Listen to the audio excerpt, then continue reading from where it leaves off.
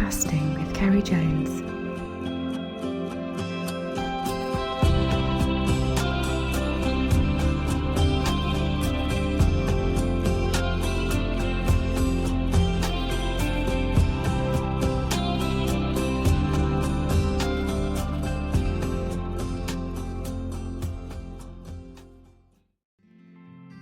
This week's guest is owner of one of the country's most successful and oldest running trout fisheries, Garnffrwd in Carmarthenshire. He tells us of how it all started and come about, what goes on behind the scenes, to also the rearing of the trout at the on-site fish farm. He is also manager of the Welsh International Fly-fishing Bank team. Welcome to my chat with Jamie Miller. Well, welcome, Jamie. It's nice to see you. I don't suppose you get much chance to escape from the fishery. Well, yeah, not very often. Delighted to be here, Ceri. Good. It's good to see you. Have we been busy this week? Yeah, pretty good. Weather's been good. Fishing's been okay. And last week we saw the first few frosts, heavy frosts. I noticed, yeah. So that does have a degree of impact on the fishing, but fish will acclimatise to it soon and be back going. Are those tigers still coming out? Tigers, yeah. Not tigers, sorry. Spartics. Spartics, yeah. Yeah, definitely, yes. I mean, we get the, a few of them coming out each day, which, yes, it's good fish. Yeah, I enjoyed the last couple of trips on those Spartics. Mm. And I think it's probably because of the cold weather, isn't it? They're a cold weather fish, probably. Yes, the Arctic char part of them, and I think there's a lot of Arctic char in the Spartics. They look more Arctic char than brook trout. Yeah. But it's surprising how many come out on the top as well on the dry flies. But I think you're right. I mean, they predominantly feed off the bottom. They like the shrimp. Yeah. There's always a prospect of taking them off the top as well. Now, Garnffrwd itself is coming up to a special year next year, isn't it? 35 years, is it? No, we've passed that. It's 36 years we've been around now, so is it opened in 84. All right. Yeah, so the next milestone will be 40 years. I thought there was some anniversary you were going to do something, no? Was it this year, 2020 was the anniversary then, or was it last year? It would have been last year, isn't it? Oh, we'll have to do something for the 40th then. We'll have to, yes, that's it, yes, most definitely. I noticed one of the things which wasn't in the fishery when I came down last is it's quite an iconic thing that every time I used to come there, become there over the years now, there's a sign, wasn't it, at the entrance. What are you going to do with that? I've still got it. I've got to replicate it. It was falling apart a little bit. It's amazing how long it had stood a test of time there. It was horse racing, sport of kings, fly fishing, the sport of gentlemen. If you can't behave as such, kindly bugger off. Yeah. Yes, did your father make that? He did, yeah. I think we had a girl on some kind of work thing there, and she actually drew it up, painted it on the board. Yeah.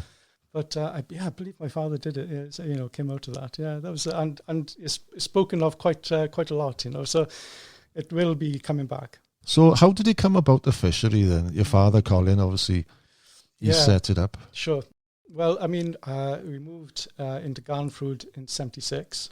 I was 4 at the time. And obviously we got the spring there, a tremendous spring. It throws out an awful lot of really good cold water. We started talking about it probably in the early 80s.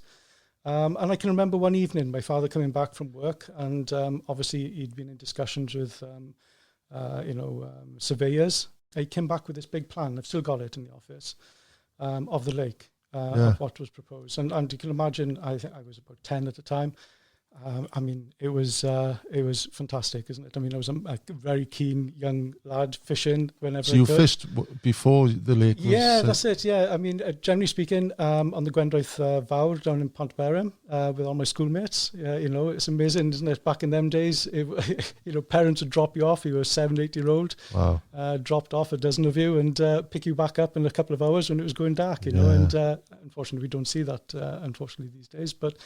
mad keen young fisherman, and then seeing that plan, fantastic, isn't it? And a couple of years later, then 82, work started, and he went through several different phases. And I initially, I can remember my father buying this very old JCB, and I thought, we'll do the long game on this. It would probably we'd probably still be digging it, to be quite honest. And then basically putting that one side and thinking, right, okay, this lake has got to be dug, and went hell for leather with it. And I was 11, 12.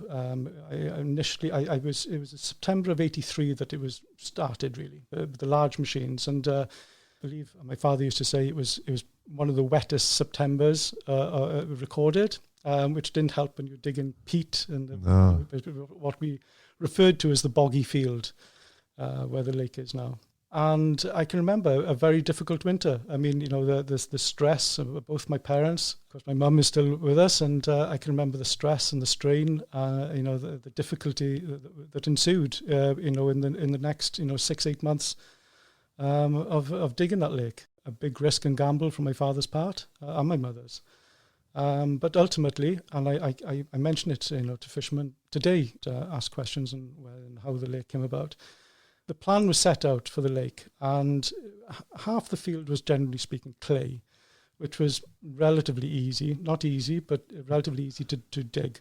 Yeah. The other half of the lake was peat, which was just treacherous. My father just stuck with it. He just basically, that's the plan.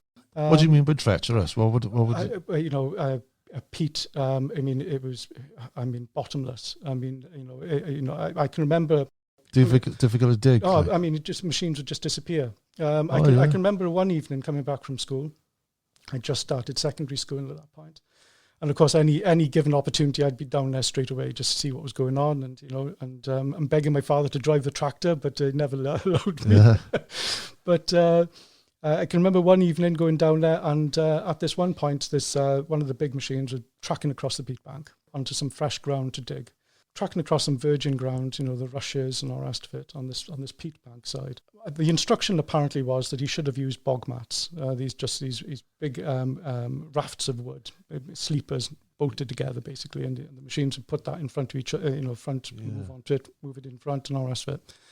On this one occasion, this driver didn't do it, and I was the only one down there. I was watching this machine tracking across the peat bank, and then all of a sudden it just went chump, disappeared. Did it? Absolutely, up to the cab, and that happened on numerous occasions. It would take a week then to get that machine out, if you could. There was 1 or 2 occasions where we didn't think we'd get a machine out. Is the guy still there? It could very well be. To be honest with you, my father was quite cheesed off, so it wouldn't surprise me. But my father used to say, we had 3 machines working down there at this one particular time, and if you were lucky, one machine would be actually working, digging the lake out. Yeah. The other 2 would be pulling each other out. Very, very stressful time for my parents. But as I say, he didn't stop halfway. It would have been quite easy to stop halfway. He didn't. He went right across, more or less exact to the plan that was drawn out. And that's why I believe Garnffrwd has survived, time. Still there, 36 years on. Was it purely like a business idea for your father, or was he a keen fisherman as well? Well, he was a keen fisherman. I've got photographs of him as a young man fishing down on the Tower in Morriston. He didn't really fish when I was when I was a kid. My father often said the enjoyment he got was watching fishermen enjoy themselves in the lake. That was his satisfaction. That's what he took from it. But the days that he and still today, the enjoyment of fishermen, they get from that lake being dug back, 36 years ago is incredible. I often think about it, isn't it? The thousands of fishermen, the thousands of days of enjoyment the fishermen have got from that lake, it's something to be very proud of. Particularly, seeing the stress that was involved in digging that lake out. It's a very rich lake as well. I've been to hundreds of fisheries, and I haven't fished anywhere where there's such prolific fly hatches and consistent, even in the coldest days. You could get fish rise. That's down to the spring. It's a constant 11 degrees coming from the ground. It has a significance on the growth of the fish as well. The stress levels of the fish, is very good. They don't experience very warm water in the summer, and then again in the winter, they continue to feed. Some fisheries that are extracting water from mountain streams generally speaking, 2-3 months of the winter, the fish don't grow. The water temperature is too cold. Yeah. The benefit we've got at Garnffrwd, although it would be nice to have more water, the water we do have is consistent temperature. And that has a significance on the insect life in the lake, the freshwater shrimp, the nymphs, and the larvae, and it does have a significance on the quality of the fish that we can rear as well at Garnffrwd.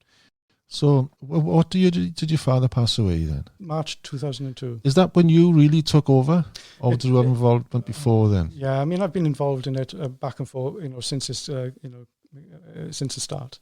So Yeah. I mean, 36 years. I mean, it's incredible when you think of it, where those 36 years have gone. But yeah. Because work-wise, what were you doing before then? Oh, crikey! I've been back and forth Garnffrwd. I've worked in construction and various other things, but my main time has been spent on Garnffrwd. Yeah. So there's no question, once your father passed away, you were going to take it over. Absolutely, I've always loved it. Although it's hard work, I spent a lot of my youth, pulling weed out of the lake, and my father was a stickler for stocking every evening, but when it was a put and take fishery, so very often in the summer evenings, I'd be down there at 10 o'clock putting fish in with my father, and he'd always want a fisherman to go first before he stocked fish. So he was a stickler on that, and always had an involvement in Garnffrwd. Always loved it, and that's why, I'm blessed in what I do, isn't it? Every morning I wake up, I go down to the lake, and generally speaking, I'm talking to friends.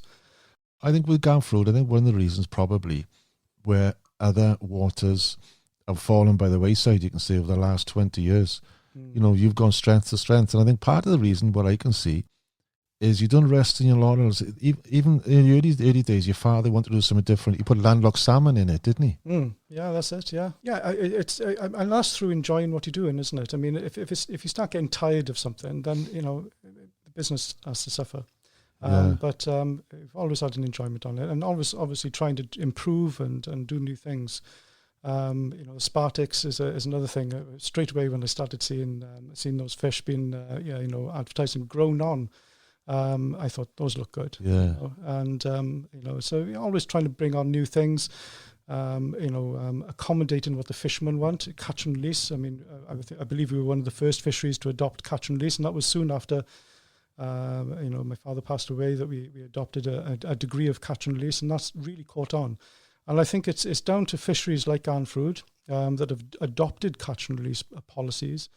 It's changed the whole mindset and of the fishermen, and it's a more of a conservationist kind of approach. Yeah. It's made it a lot easier. I can remember in the early days, it was people, fishermen just wanted to kill fish. Yeah. That's what they wanted to do, that spelled the end, a good day for them if they dispatched 3 or 4 fish. Today, majority of fishermen are just they just want to put the fish back, and they're very careful in that. I mean, there was a degree of education as far as fishermen, getting onto the catch and release concept, and it's taken years. It's getting better and better. And you see in the younger generation of fishermen now, careful they are in putting the fish back and that, and it's fantastic. And it goes from the small waters like myself to the rivers. It's a positive impact. I remember the early days when I came. You had to row. There was a boat. Well, I don't think it was an oar actually. There was a boat and a rope, wasn't it? Going to the island to get to the island. It would have been oars. I mean, how we managed to that was health and safety. No, you wouldn't. Health and safety wouldn't have that. No. But yes, absolutely. Before the bridge was built across the lake, that was in '97. We put the bridge in. Yeah, I used to row across. It used to be quite hilarious on a windy day. See them setting off, and you basically knew they weren't going to get to the island. They'd get over to the meadow, but they wouldn't get to the island. Yeah. I don't remember. You had chicken wire on the pontoons then, but you're gone. It's almost like Champions League now. You've got these AstroTurf, haven't you? Yeah, absolutely. I had an epiphany one day.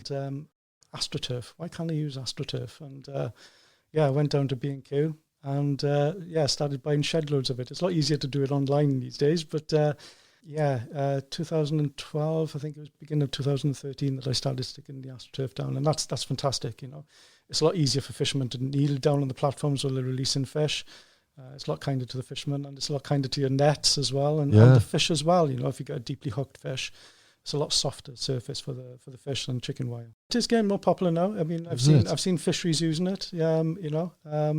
So it is out there. Yeah, it's being used. I mean, obviously we've had the lockdown this year. I think I bought another 1,000 square yards of the stuff. Have you? Better than chicken wireless, but yeah. As regards the stocking, then you've got the on-site fish farmers. You breed them there as well, don't you? Bring them on. Yeah. Is that just for rainbows, or is? No, we've got some nice browns growing on. Generally speaking, just the rainbows and the browns. As I say, we benefit from the spring water and the temperature, the constant temperature. So we do, a degree of, a number of fish each year, and it's a huge benefit. I mean, we've just started now restocking our own fish, so the quality is superb, and of course the ability to react to difficult conditions in the lake. So as we started off by saying, we had a couple of days of frost, which does put the fish down a little bit until they acclimatise and they come back on the feed proper. But I can compensate that straight away by putting a few extra fish in, straight away. So I don't have to get on the phone and order fish. Perhaps wait. Have to wait 3 or 4 days. And they're in the same water. Absolutely, yeah. That does a significant. I mean, I wouldn't say it's a huge one, because generally speaking, where we buy fish from, whether it's Exmoor or Tor, a superb quality fish again, but they're more or less travelling in the same temperature. So it's not uncommon to see fish going in the lake and seeing them, feeding straight away. Yeah. It's not uncommon. So I wouldn't say there's a massive benefit. There is a benefit, obviously. Same temperature. Yeah. So it's a huge advantage. We've got a lovely stock of rainbows now. And I'm quite excited, actually. Fishermen on my regulars probably getting quite bored of me talking about it all the time, but we've got a nice pen full of brownies ready to go in January, February this year. Oh, is it? New year? Yeah, so they'll be approaching anything up to £5. And the browns have an ability in the lake. They feed different to the rainbows. And, when the rainbows aren't feeding, the browns will be feeding, and vice versa. They cover each other. Quite looking forward to that. We probably have 2021. We'll probably have more browns in the lake than we've had in the past. So, what is the brown record at the moment down there? Unofficial, because we didn't actually get to weigh it. It's more important to put fish of that calibre back safely. But I would estimate it to be about £20. Beautiful browns. Caught by Craig Trahan from Llangennech. I've seen that photo. Excellent angler. Yeah, he caught several down there, in fact, and his daughter Medi, of course. Yeah, has caught some nice browns and Garnffrwd. But that was a special fish. That was beautiful. Absolutely superb brown. And you got some nice blues as well. Blues, there's always a smattering of blues. Regardless, you'll have a stock of fish rearing on. You'll have blues in there. We did a couple of years back. We did rear several thousand blues in a batch. Absolutely superb fish, beautiful fish, but they do have different feeding characteristics again than rainbows. A lot deeper, not quite so keen to come on the top. Is it? So we didn't have very good daytime rises that season. So I've learned from my mistake, and we'll just have a smattering of blues in. Yeah. Fantastic fighting fish. I mean, it's surprising. I mean, obviously, a lot of anglers will say, caught a blue, fantastic, best fighting fish. And there is a thought out there that fishermen regard blue trout as the best fighters. Whether it's true or not, I don't know. But it's quite often the case that you get quite a few reports, So, I mean, there must be some truth to it. You don't see much. I don't know if any waters have got them now. Do you remember there was the golden trout, wasn't it? Yeah, golden trout. It was a bit of a fad, wasn't it? A couple of years, and you don't see them anywhere now. No, you don't. I mean, there is a story to that. I mean, it was Dave Fuller, Exmoor Trout Fishery. I believe it was Dave, yes. I mean, on one particular delivery of fish, I came up to Garnffrwd, and he was trying to flog us his golden trout. Brought a couple up with him. I think he just brought one, in fact. A nice fish, about 4 or 5 pounds. And I can remember we put the fish in the lake, went back up to the house to have a cup of coffee, and stood outside the house, just about to go in, and we looked down to the lake, and we could see the golden trout from the house. Bless the poor thing. So we didn't opt for the golden trout. I mean, various other fisheries did stock them. but we didn't. The fishery itself is very active with competition scene as well, isn't it? You run your own competitions. Yeah, well, we have done, and we still do. We do winter leagues and various competitions, fundraising competitions as well. We often get some of the teams, the Welsh international teams, booking the lake for competitions as well, for fundraisers. And it's an important aspect of running a fishery these days, particularly as far as a business point of view is concerned. I suppose you're not running the Christmas competition this year. Oh well, I've had so I think we will. Oh right. So I'm looking. I've been persuaded by quite a few anglers, that we need to do something. So I mean, we hopefully in the next day or two now I'll mention a date, and no doubt I'll get booked up quite quick. Yeah. But as far as competitions are concerned, I mean, obviously we've had 2 internationals on Garnffrwd, 2012 and 2016, which are tremendous. Really good. That's the pinnacle of any small water trout fishery competition scene. This year's was cancelled, wasn't it? It was, yes, that's it. What was the venue for that one? It was Garnffrwd again. Oh, it was. Yeah, was so it would have been a 3rd international at Garnffrwd, which I was looking forward to, of course. But that's right, because we had a chat with Reese, and he's the captain, isn't he, this year? Absolutely, he's the captain of the bank team. Been a tumultuous year, of course, with COVID. I think we reached a decision in July that we'd postpone it to 2021. When is it in 2021? It would be in October. All right. Well, hopefully things will come some sort of normality by then. Let's hope. How did you come about to being the team manager? Right. So back in 2012, I think, no, it was 2011 actually, I was approached by Peter Thurnell and Howell Morgan in them using the venue for trials. And it was relatively new then, the Bank International, the Small Water Bank International. And of course I agreed straight away. We had several trials on the lake, and in 2012 we had the first home international. Of course, the team was managed by Howell Morgan then. I think I was invited to travel up with them then the following year in Lochder in Scotland, which was a tremendous trip, very good. Another nice water up in Aberdeenshire up in Scotland.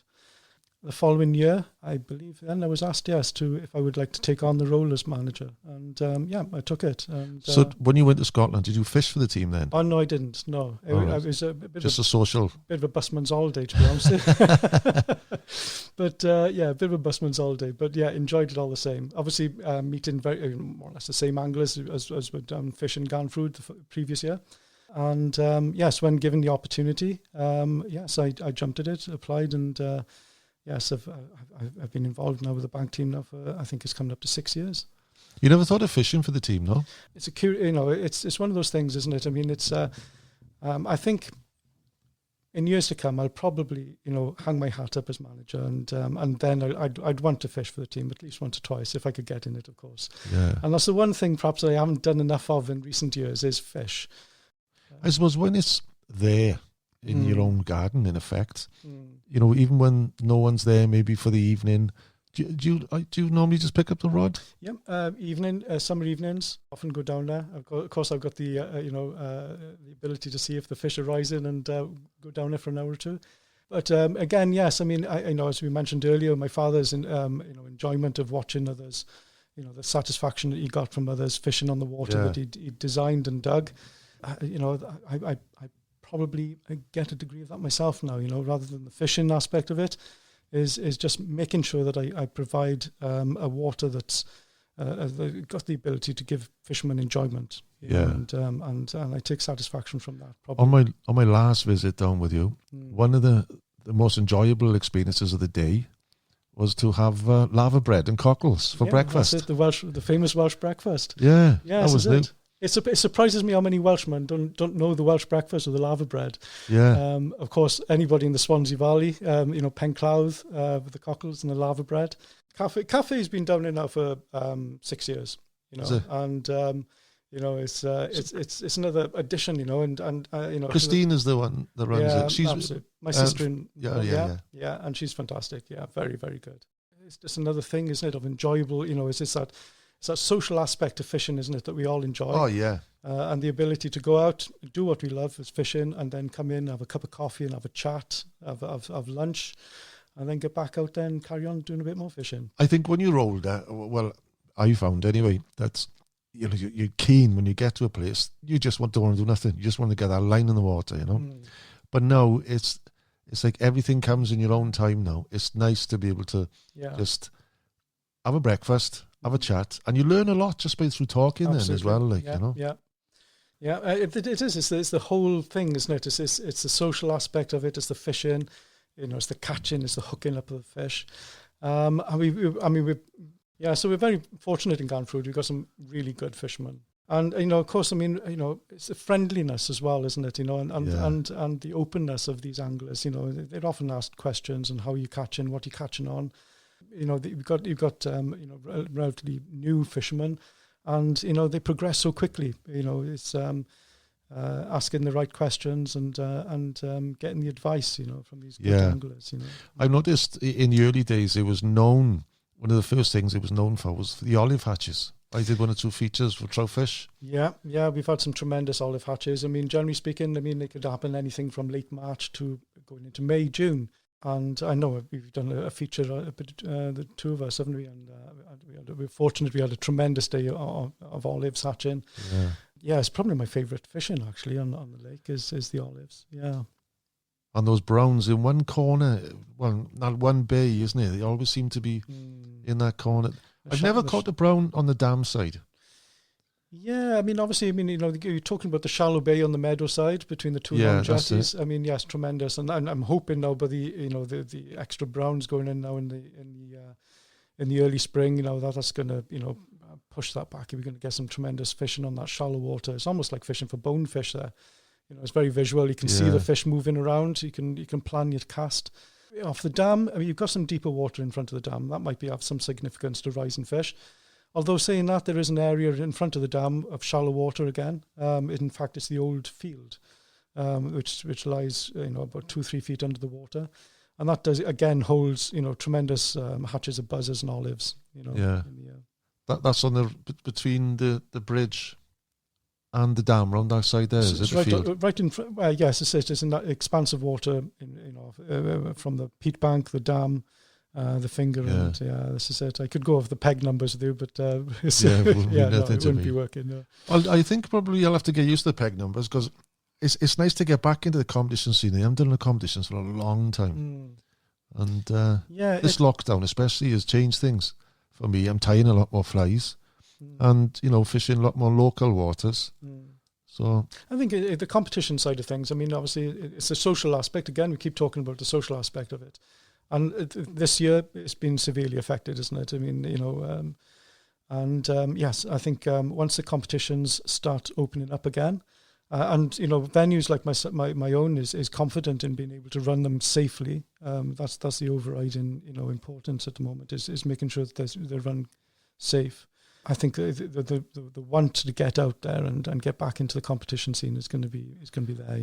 How was the lockdown affected your accommodation? Because they've got the one barn, haven't you? And you've got how many lodges? There are 2 lodges up there. Yeah, so yes, absolutely, it affected us like everybody else. We were initially closed. The lodges. They were closed for nearly 3 months. So it's been one of those years. It's just we were able to open up for the fishing a little bit sooner in June. So that was a big help. But the lodges had to wait until August. Do you have caravans there as well, don't you? So we have a CL site. We will be looking at opening up a camp tents as well in 2021. Yeah, it's that's another important aspect of the business. It's more seasonal, of course, with the weather. The ability for fishermen to turn up for a couple of nights and fish the lake. I've been fortunate in the fact that there's been help there, and I've been one of the fortunate ones. And my heart goes out to people in the hospitality industries, in the pubs, particularly in the pubs. They've been severely impacted by this. It's gone on and on and on for months for them. And of course, we're approaching Christmas time now. And they're facing the current restrictions now that have just been imposed by the Welsh Assembly, which isn't going to be easy for them. I noticed actually Llynfarnoy, the Farnoy Hotel, they announced today that they're going to close. Yeah, for the time being. Sure, it doesn't surprise me because it's the ability to just tick over is not going to even be there. It's just you've got to make a profit. And it's the uncertainty. You can't plan 3 weeks, and come 3 weeks. you've got to buy stock and food and, Yeah. you can't just, and then all of a sudden they say, right, no, it's got to be closed now. Absolutely. I mean, so you've got the expense of stocking up, which you need to do, and the prospect of having to throw that all down the drain. Yeah. So in which case it would be a double whammy, isn't it, for these? Yeah. So yeah, it's been a difficult year for all businesses. Don't get me wrong, but it's affected others a lot more, and continues to. I heard some news this week now, which isn't great really. I know the fisheries, the private fisheries, some of them have fallen by the wayside, or I don't know, for various reasons. That Llanfran is closed now for fishing, and Llandegfrwd. Yeah, it is concerning, isn't it? But I mean, I think it's I don't know whether they're looking at it as a bit of different business venture now, isn't it? I mean, there's very large cafes on these waters, and they want to make it more family. Yeah, which again, is going to have an impact on youngsters getting into the sport, because I mean, if you haven't got the local place to fish, generally speaking, where youngsters would have gone in the past. If you need to travel, 10, 15 miles to a venue where you're going to have, the youngsters are going to have less ability to get there, isn't it? So it's sad, it's such a good sport for youngsters to get involved in. I bet it's nice for you to see Lewis fishing there. Absolutely, yeah. He's not been doing too much fishing in the last couple of years. Fortunately, he's doing a lot of schoolwork. But yes, he's a good caster of the fly, and there's always it's a mirror image of myself, really. Yeah. Do you remember seeing him catching his first fish there? Absolutely, yes. This is it. Yeah, it's and casting. I think he was about 5. I think when he really started to grasp the fly fishing. And my daughter, of course, as well. Does she fish as well? She does. Yeah, she's had a few fish as well. She's quite keen. Go back to the fish farming then. What experience did you have? Is it just literally with your father, or did you actually study? I did a few courses and things, and I spent some weeks away. There was one place up in Llangollen. I spent 4 weeks learning a bit up there. But generally speaking, I mean, it's every lake is probably different. It's got its own little characteristics, isn't it? You've got to understand it, and it's you've got to preempt something that may happen, with the temperatures, weed growth, algal blooms. And generally, sometimes the way it's going to fish in a week or two's time. And you don't get that straight off the bat. It takes years. And sometimes, I hear of, someone purchasing a fishery and gets involved and gets it going, I can understand how difficult it would be for someone just new to it. I've had the benefit. I grew up as a kid at Garnffrwd. From 12, 36 years, generally speaking, off and on, I've been involved with it. I've got that benefit. And it's something that doesn't happen in 5, maybe 10 years.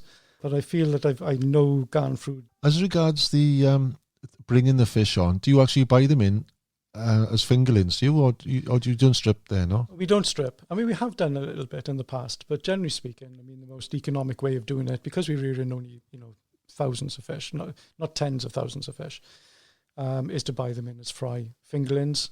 Sometimes you buy them in as growers, 5-6 inch long. And what time scale from the moment you buy them in to stocking size? I mean, generally speaking, over the recent, perhaps 10, 15 years, we bought them in at what we call as fry.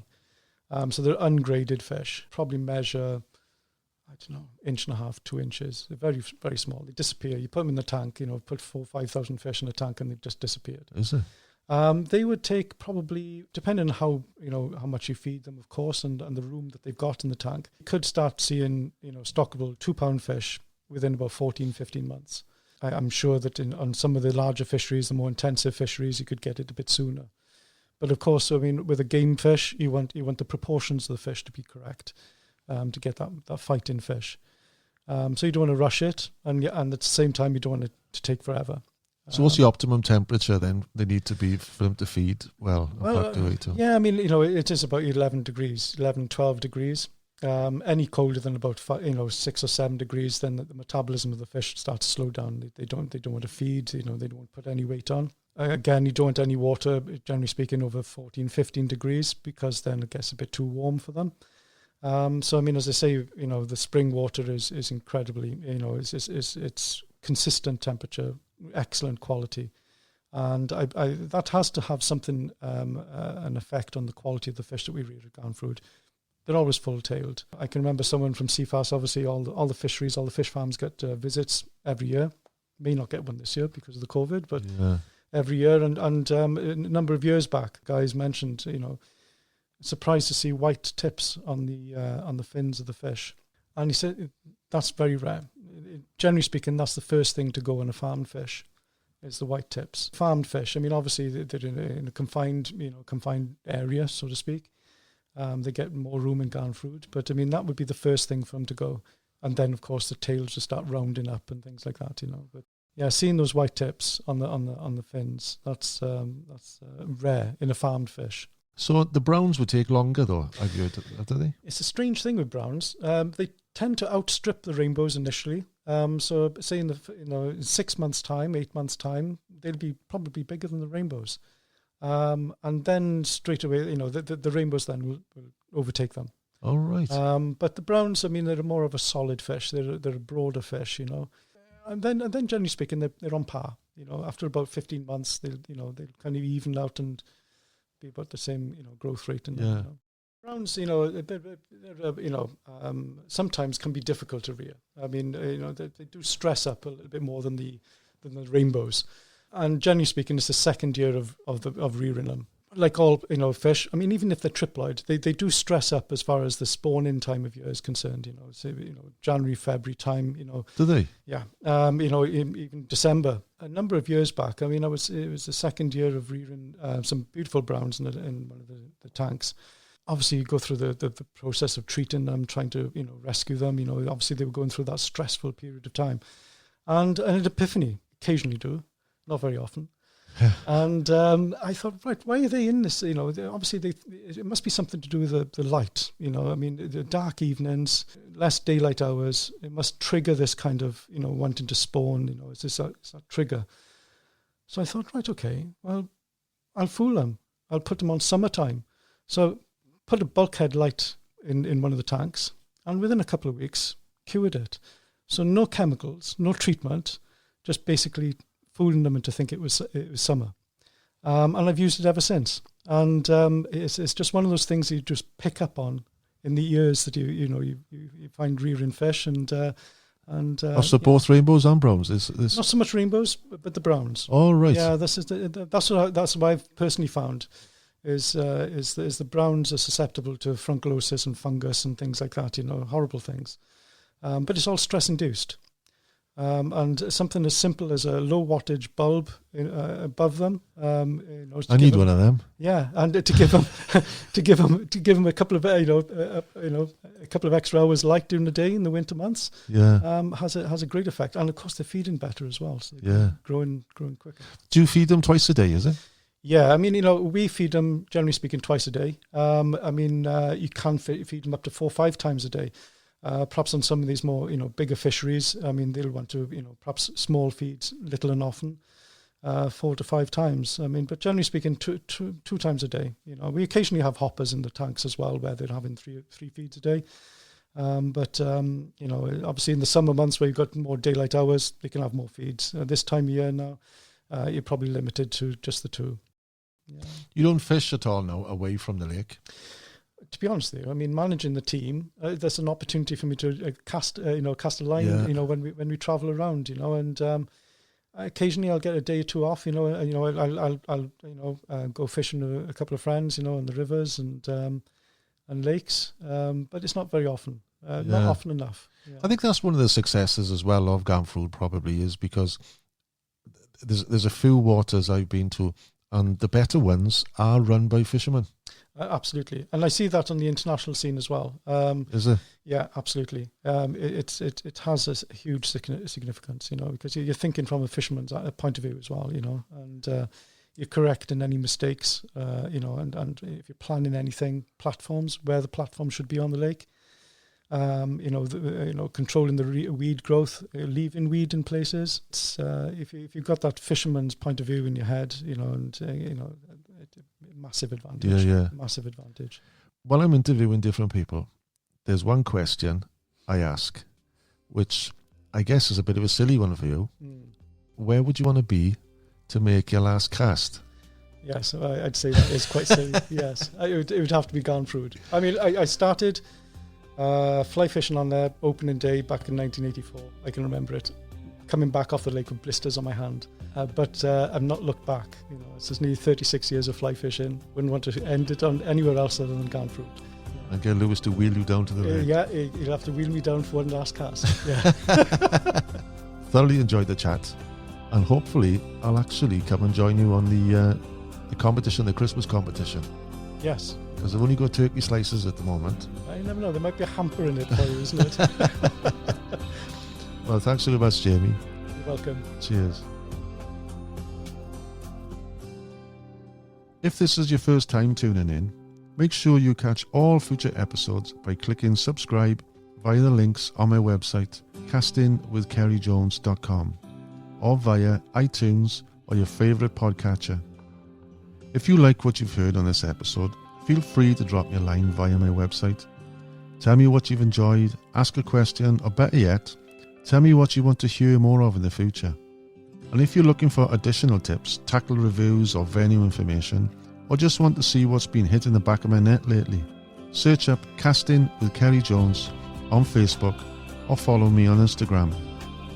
And if you still want more, I'm regularly uploading video content onto the Casting with Ceri Jones YouTube channel, so just check that out and subscribe over there too.